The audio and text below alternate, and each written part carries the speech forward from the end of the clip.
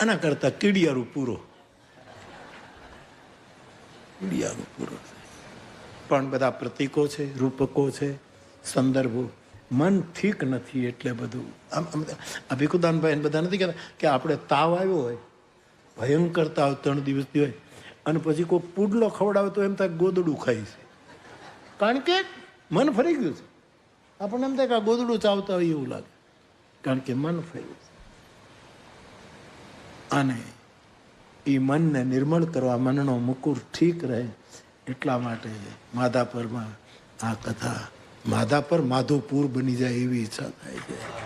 માધાપુરનું રૂપ લઈ લે એવું, કે જ્યાં કૃષ્ણ અને રૂકમિણીના લગ્ન થતા હોય, જ્યાં એનો વિવાહ થતો, એવું માધવપુર બની ગયું. માધવપુર, માધવપુરનો આનંદ બહુ આવે. ધર્મેશ, છોકરા તે સારું કામ કર્યું બેટા. હો, તારા મા બાપને, તારી પેઢીઓને ધન્યવાદ છે. છોકરાઓ કેવા જોવાની કેવા કામ. નહીં તો અત્યારે તો એને ક્લબમાં જવાનું હોય, કથામાં થોડું આવવાનું હોય. આ ક્લબો મૂકીને કથામાં આવે છે. એ કેટલું ભગવત કૃપા. પણ જે અભાગી છે એ નથી આવી શકતા, એ ખોટા અર્થો કરે. એ બધું વિચાર. બાપ તો થોડુંક મનના દર્પણ વિશે જે કંઈ ગુરુ કૃપાથી સમજાયું એ તમારી સામે સંવાદના રૂપમાં મૂક્યું. હવે કથાને થોડોક આગળ લઈ જાઉં એના પહેલા આટલી સંખ્યામાં આપ સૌ બેઠા છો, ધૂન ચગાવો. ચગાવો ધૂન. હરિબોલ ભાવથી 2-5 મિનિટ સાહેબ. હો,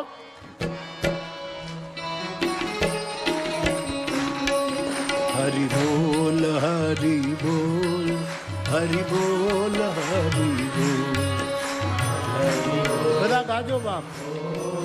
લાલા તું એ ગા, તું બે જા લાલા, તું ગા. ફેરવવું છે, ફેરવું, ફેરવ. હરિ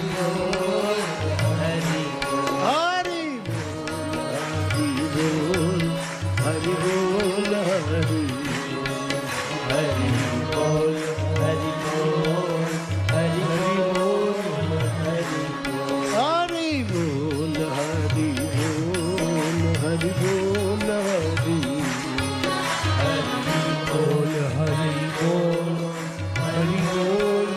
હરિ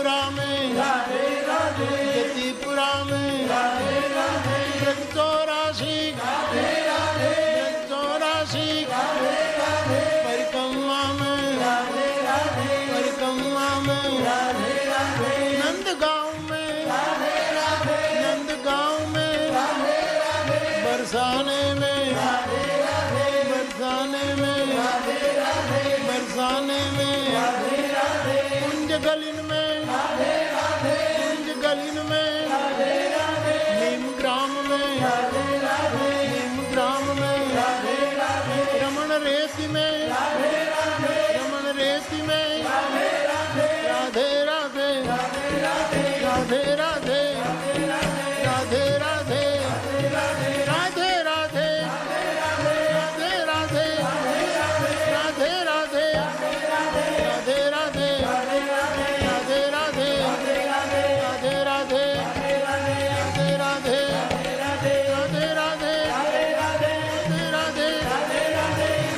राधे,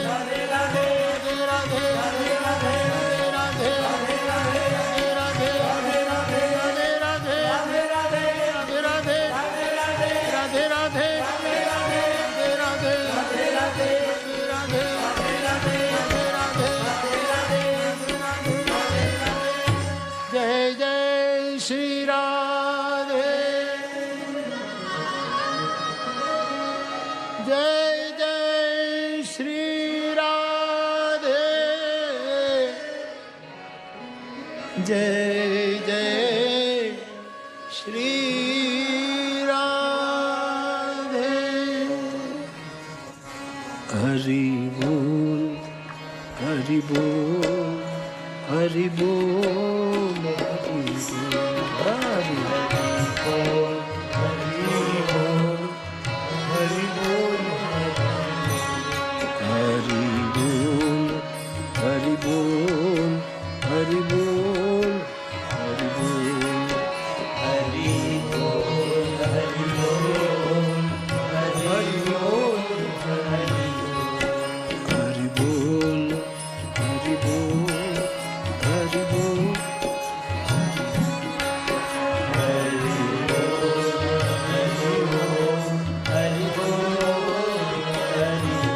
तो बाप कथाનો ક્રમ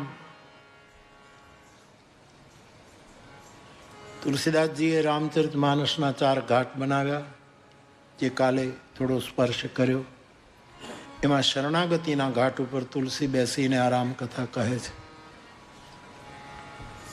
પછી કર્મના ઘાટ ઉપર પ્રયાગમાં જ્યાં રામકથા ગવાવાની છે ત્યાં તુલસીદાસજી આપણને લઈ જાય છે.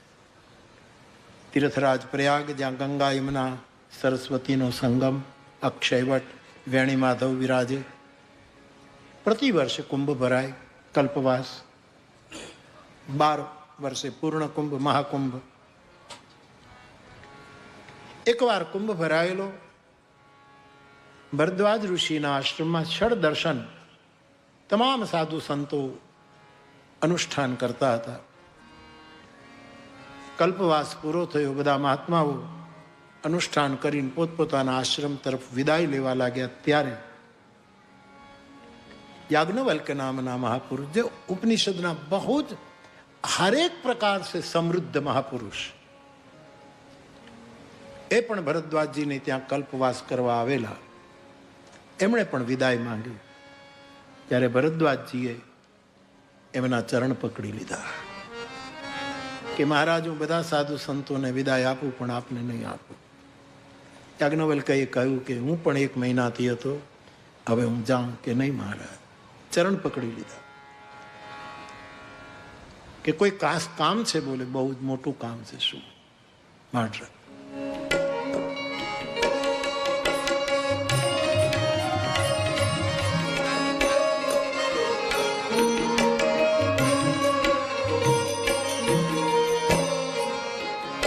નાથ એક સંશય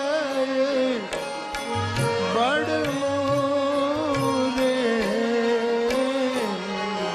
करगत वेद तत्व सर्व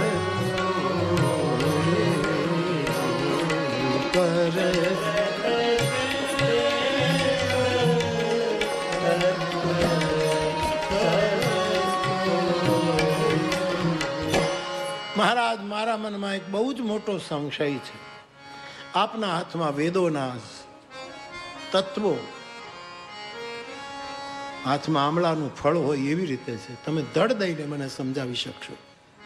અત્યાર સુધી અમારો સંદેહ પકડીને બેઠો છે. આપને મહારાજ સંદેહ? આપ તો મહાત્મા છો. કેટલું મોટું આપનું નામ છે. વાલ્મીકીજીના આપ આશ્રિત છો. હા બાપજી, પણ મનનો વેમ ગયો નથી. શું કે હું જ્યાં જોઉં છું ત્યાં રામ નામનો અમિત પ્રભાવ છે. જ્યાં જોઈએ ત્યાં રામ નામનો પ્રભાવ છે.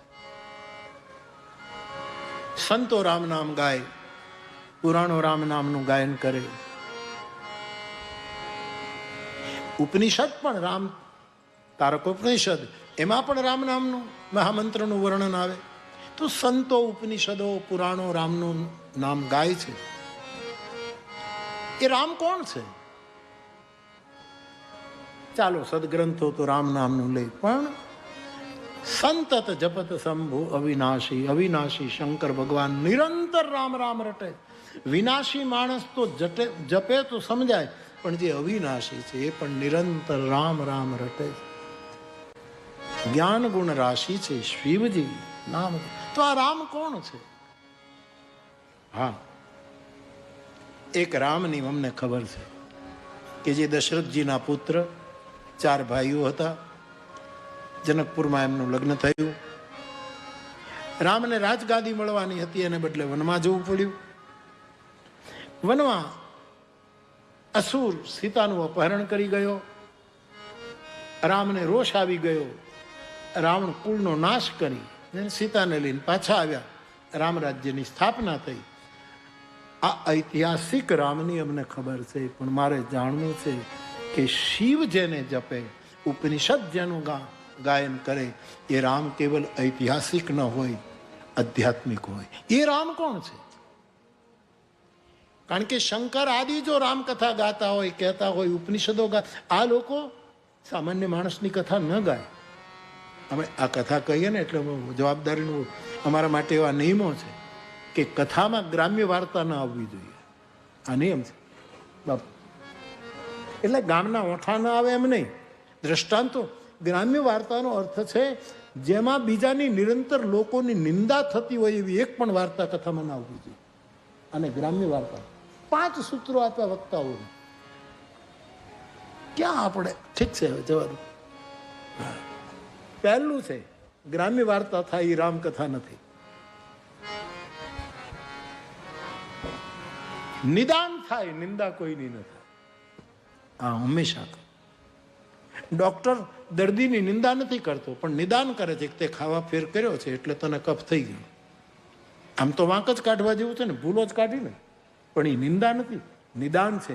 એના આરોગ્ય માટે, એના ભવિષ્યના બીમારીથી મુક્ત થાય માટે નિદાન કરાય. ગ્રામ્ય વાર્તાની મનાય.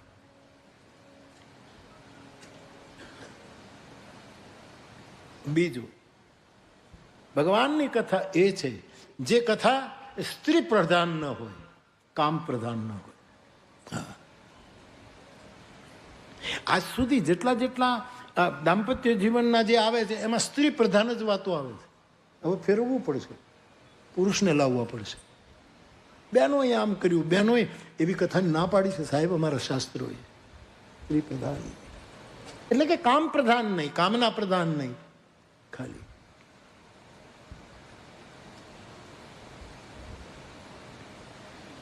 જ્ઞાનેશ્વર મહારાજ તો કહે છે કે કથામાં 2 જ રસ હોવા જોઈએ. છોકરો, આમાં તો 9 રસ જબ તક જોગ બિરાગા એવું લખ્યું છે એટલે 9 રસ છે. પરંતુ જ્ઞાનેશ્વર માઉલી એમ કહે છે કથાના 2 જ રસ, એક શાંત રસ અને બીજો કરુણ રસ. આ સિવાય કથામાં બીજા રસ ના હોય. આવું જ્ઞાનેશ્વર મહારાજની નોંધ છે મરાઠીમાં. તુલસીએ 9 રસની છૂટ આપી છે. કથા સ્ત્રી પ્રધાન ન હોય. સ્ત્રીને જ દાંટવાનું, સ્ત્રીના જ દાખલા આપવાના, સ્ત્રીનું જ એ કથામાં પ્રતિબંધ છે. નારીનું સન્માન થવું. આમ હળવા મૂડમાં અથવા તો આપણે વિનોદમાં એક વાત જુદી છે,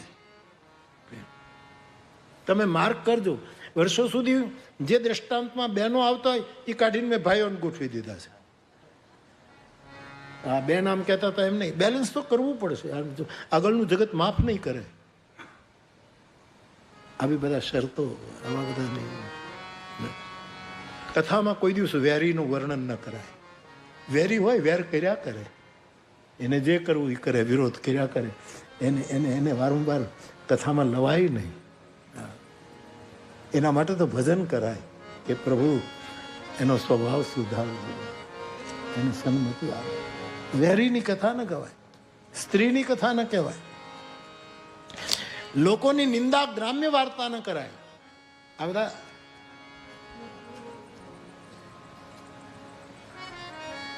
કથા શાંત રસમાં ચાલે.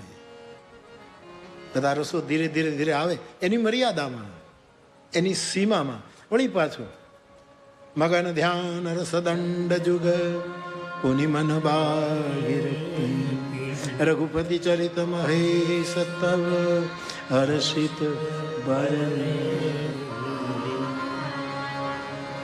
બેઠે સો કામ રિપુ કૈસે ધરે શરીર શાંત રસ જૈસે. ખાસ કરીને ભગવત કથા માટે આ બધા નિયમો છે, વ્યાસપીઠો માટે આ નિયમો છે. વેરીઓના વર્ણન ન હોય કથામાં. અર્થનું બહુ વર્ણન, ધનપતિઓના વખાણ ન હોય.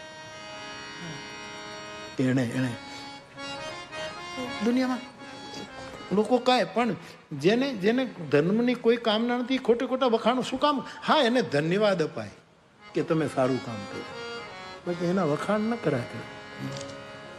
ખાબોચિયાને દરિયો ન કહેવાય.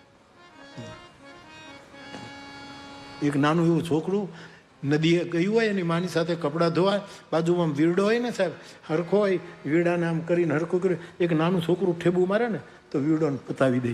એમ નાની નાની વસ્તુમાં ક્ષીણતા ડૂબી જાય. એ વીરડાઓને દરિયા ન કહેવાય સાહેબ. ધનની ચર્ચા ન કરાય. આવા બધા પ્રતિબંધ આ તો અમારા માટે, અમારી સંહિતા છે. ભગવદ વ્યાસપીઠની આ બધી સંહિતા છે. અતિશય ઠઠ્ઠા મસ્કરી ન હોય કથામાં, નહીં, બિલકુલ મના છે. હાસ્યરસ જરૂર હોય, હાસ્ય દેવો ભવ, ક્યાંય મર્યાદા. આદિગુ બાપુ, ભરત બાપુ, આ બધા વિદ્વાનો છે, એ જ્યારે બોલે ત્યારે એના એના એના કંઈક રસક્ષતિ ન થાય, મર્યાદા ક્ષતિ ન થાય. દુનિયાને અમારા વ્યાસપીઠ ઉપરથી તમને કંઈક આમાં દાંત કઢાવ્યા કરવા માટે કથા નથી, તમારા દાંત પાડી નાખવા માટે કથા છે. કે જે તમે બીજાને ભટકા ભરો છો ને, તમારી દંત કથા મટાડી અને સંત કથાનું સ્થાપન કરવા માટે આટલી મર્યાદાઓ છે.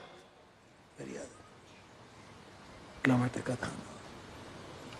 અને યાજ્ઞવલ્કને જ્યારે પૂછ્યું કે એવા આધ્યાત્મિક રામની અમને કથા, એના બધા જ લક્ષણો લઈ અમારા ચારેય આચાર્યો આવી રીતે કથા કરે. બધા રસોને જરૂર લે. વીર રસ આવે, અદ્ભુત આવે, ભયાનક આવે, હાસ્ય આવે, શૃંગાર આવે, બીભત્સ પણ આવે, આ બધા જ રસો આવે, પરંતુ સમ્યક રૂપે, જેટલું જરૂરી હોય એટલું. મીઠાનો ડબલો 2 કિલો મીઠું હોય તો બધું શાકમાં ન નાખી દેવાય સાહેબ. ના ના, ઘણું છે એમાં. હું આપણે હા નાખી દઉં જેટલું મસાલા. આવું અમને અમારા માટે છે, બાકી કરું. એટલે બહુ ધ્યાન. તુલસીદાસજીએ લખ્યું છે, જે યહી ગાવહી ચરિત્ર સંવારે, જે પોતે પોતાની જાતને જોઈને આને બરાબર ગાશે એ જ આ માન સરોવરના રક્ષકો છે. આ માન સરોવરના એ જેમ આપણે કહીએ ને કે ક્ષેત્રપાલ, કથા ક્ષેત્રના પાલ એના વક્તાઓ છે. ક્ષેત્રપાલ આપણે જ્યાં શબ્દ છે ક્ષેત્રપાલ. આપણે ત્યાં ક્ષેત્ર ઉપરથી ઘણા શબ્દ. એક તો ક્ષેત્ર, આપણું શરીર ક્ષેત્ર. ગીતાના ન્યાય કહું તો શરીર ક્ષેત્ર, એમાં ક્ષેત્રજ્ઞ, આત્મા ક્ષેત્રજ્ઞ છે. કૃષ્ણ ક્ષેત્ર અને ક્ષેત્રજ્ઞની વાતો કરે, બરાબર. શરીર ક્ષેત્ર, એમાં આ જાણતલ જે અંદર જોગી બેઠો છે એ ક્ષેત્રજ્ઞ છે. એ બધું જાણે, એને શરીરની ખબર છે અને શરીરની બહારની દુનિયાની પણ, આ બ્રહ્માંડ વપુની પણ એને ખબર છે. આત્માને આ વિશ્વ જે એક વિગ્રહ છે, એક એની પછી ક્ષેત્રપાલ. ક્ષેત્રપાલ આપણા શરીરનું બુદ્ધિ ક્ષેત્રપાલ છે કે આ શરીરને વિવેકપૂર્વક કેમ વપરાય, બધી વસ્તુ બધું ખાઈ ન જવાય, ત્યાં બુદ્ધિ ક્ષેત્રપાલ બનાવે. હા, અને અતિશય ભૂખ્યાય ન રહેવાય, બુદ્ધિ ક્ષેત્રપાલ. વિવેક આમાં બુદ્ધિ એ ક્ષેત્રપાલ છે. હું ન ભૂલતો હોઉં તો આ સ્વાધ્યાય પ્રવૃત્તિ જે દાદાએ કરી એમાં એ અમુક ક્ષેત્રના ક્ષેત્રપાલ ને મોટા ભાઈ ને ક્ષેત્રપાલ ને એવું ક્યાંક આવતું હતું. મોટા ભાઈ તો આવે જ એમાં. હા, મોટા ભાઈ છે, મોટા ભાઈ ક્ષેત્ર એક રક્ષક. આપણી બુદ્ધિ ક્ષેત્રપાલ છે. એક ક્ષેત્રધામ હોય છે, ક્ષેત્રધામ હૃદય છે, એ ક્ષેત્રધામ કહેવાય. અહીંયા કોઈક બેઠું છે આ ધામમાં, આ ધામમાં પરમાત્મા, એને ક્ષેત્ર ધામ કહેવાય. પરંતુ બધી જ ઇન્દ્રિયોમાં વૈરાગ્ય આવી જાય સાહેબ, એને ક્ષેત્ર સંન્યાસ કહેવાય. આ બધા ક્ષેત્રની સાથે લાગેલા આધ્યાત્મિક શબ્દકોશો છે. ક્ષેત્ર સંન્યાસ અથવા તો ગીતા મોક્ષ સંન્યાસ કહી દે, બાકી ક્ષેત્ર સંન્યાસ. તો આ જે ક્ષેત્ર છે કથાનું, વક્તાઓ એના ક્ષેત્રપાલ છે સાહેબ, કે આમથી આમ જરાય ન થવાય એવું છે, એનો આનંદ હોય. તો એવા મહાપુરુષને કથા પૂછી છે કે રામ કોણ છે, અમને સમજાવો. જાગબલી કબૂલે મુસ્કાન તુમ હી વિદિત.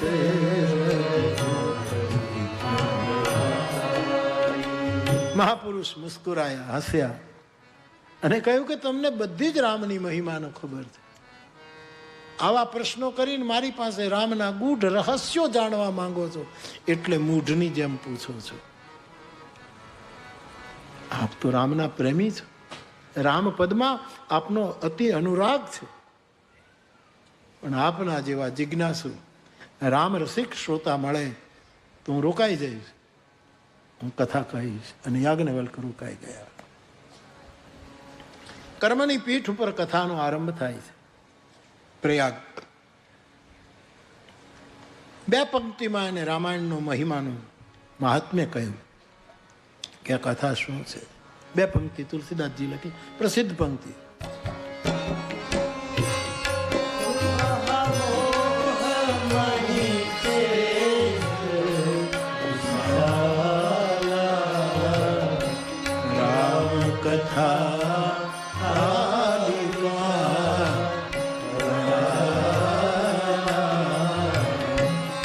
રામ કથા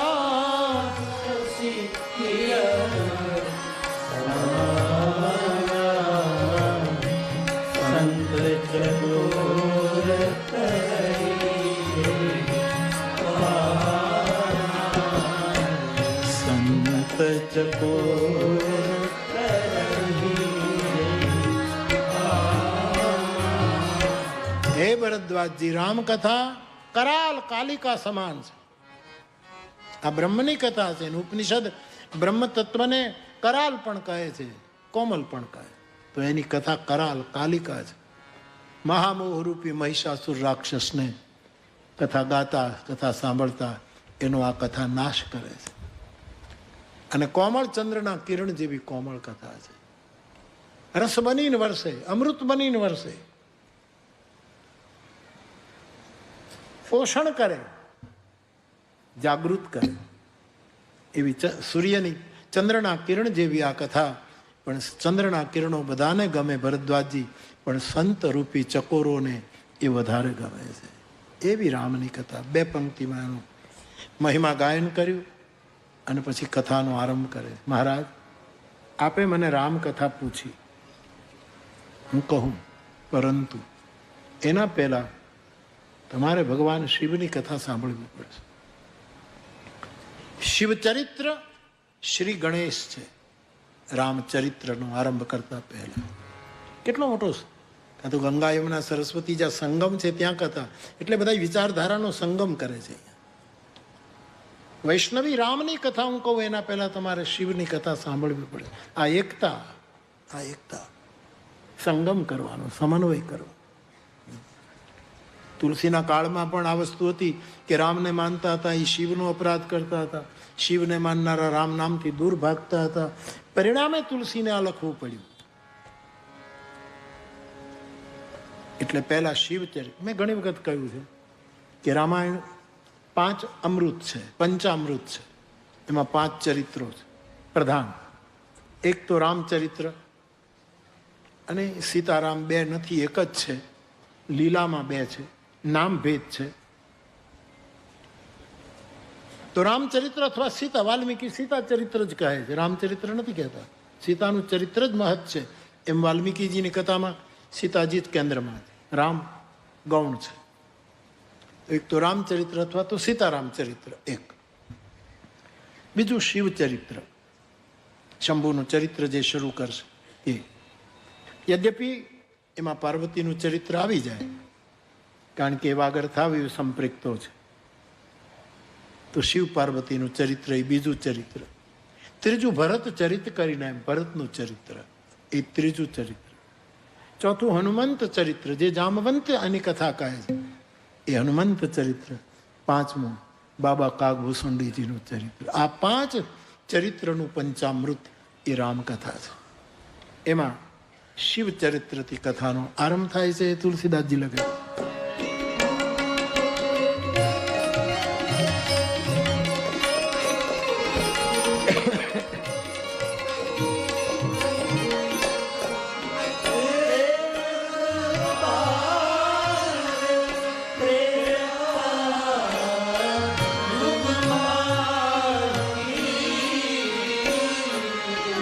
શંભુ ગયે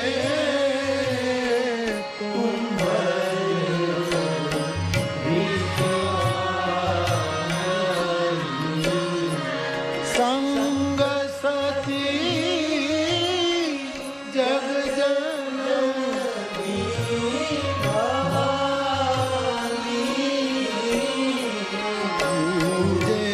ઋષિ અખિલે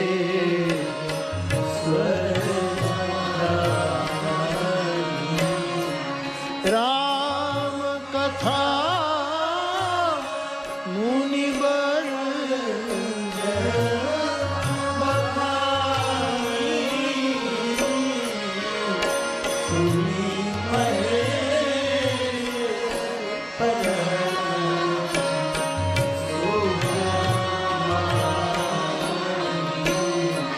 એક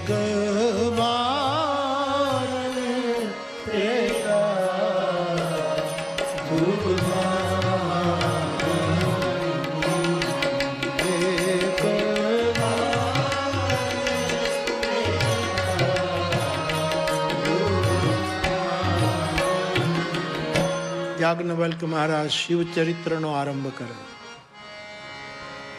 આપણી ચતુર્યુગી જે કાળગણના છે, પહેલા સતયુગ, પછી ત્રેતા, પછી દ્વાપર, પછી કલયુગ, આ ચતુર્યુગી છે. એમાં ક્રમમાં યુગે યુગે ત્રેતાયુગ, યુગે યુગે સતયુગ આવીને ઉભો રહે. એમાંના એક વખતના ત્રેતાયુગમાં હે ભરદ્વાજજી, ભગવાન શંભુ કુંભજ ઋષિ અગસ્ત્ય ઋષિના આશ્રમમાં ગયા. સાથે સંગ સતી જગજનની ભવાની સતી સાથે જ પોતાના પત્નીને લઈને ગયા કથા સાંભળવા માટે. કૈલાસથી કુંભજ આટલી લાંબી યાત્રા ભગવત કથા માટે કરી. જે કથાના અનાદિ સર્જક સ્વયં છે. મને કોઈએ ક્યારેક પૂછ્યું હતું કે કાગભૂષુંડીજીએ કથા કહી, એમાં શિવ ચરિત્રનું વર્ણન કેમ ન લખ્યું? એક મહત્વની પીઠ છે, નીલગિરીની પીઠ, તો એમને શિવચરિત્ર કેમ ન કર્યું? એને સમન્વય કેમ ન કર્યો? ભૂષુંડી રામાયણમાં શિવચરિત્ર નથી. પ્રથમ અહીં હતી અનુરાગ ભવાની રામચરિત સર કહે છે બકાની, પછી સીધા એ બધું જે તમે જાણો શિવચરિત્ર નથી. કોઈએ સરસ પ્રશ્ન પૂછ્યો હતો. મેં એને એટલું જ કહ્યું કે શંકર ભગવાન કથા સાંભળતા હતા, અને વ્યક્તિ વિવેકી વ્યક્તિ સામે બેઠો હોય ને તો એને બહુ ગુણગાન કરીએ તો એને ગમે નહીં. એટલે શિવચરિત્ર અને ઉડાડી મૂક્યું કે મારા મહાદેવને રામકથા સાંભળવા આવ્યા છે, હું એના વખાણ કરવા માંડીશ, એનું ચરિત્ર શરૂ કરી